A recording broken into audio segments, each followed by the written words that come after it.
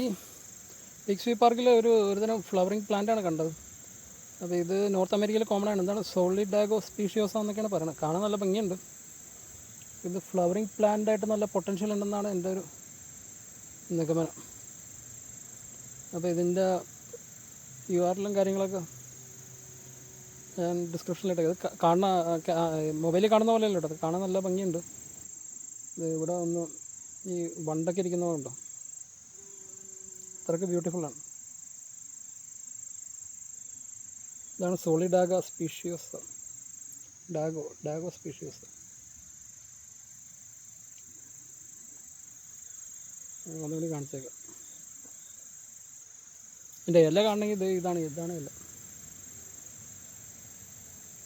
ശ്രദ്ധിച്ചോട്ടെ, ഇപ്പോൾ ഇത് golden road എന്നാണ് പറയപ്പെടുന്നത്. സൗത്ത് അമേരിക്കയിലൊക്കെ ഉണ്ടാവാനുണ്ട്.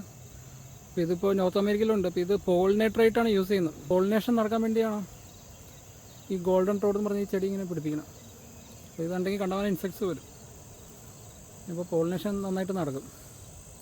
പിന്നെ ഇത് ഗ്യാപ്പ് പ്ലാന്റ്, ബ്രിഡ്ജ് പ്ലാന്റ് എന്ന് പറയുന്നുണ്ട്. എന്താണ് ഫോൾ സീസണിൽ എന്താണ് ഫുഡൊന്നും ഇല്ലാതാകുമ്പോൾ ഈ പ്ലാന്റ്സ് ബ്ലൂമായിട്ട് ഇൻസെക്ട്സിനെ ഫീഡ് ചെയ്യുമെന്നാണ് പറയണം. അപ്പോൾ അതിൻ്റെ ഒരു ഡിസ്ക്രിപ്ഷൻ കൂടി ഞാൻ കാണിച്ചേക്കാം. ഇതാണ് ഞാൻ പറഞ്ഞ description. Can fill in the gap as a food source.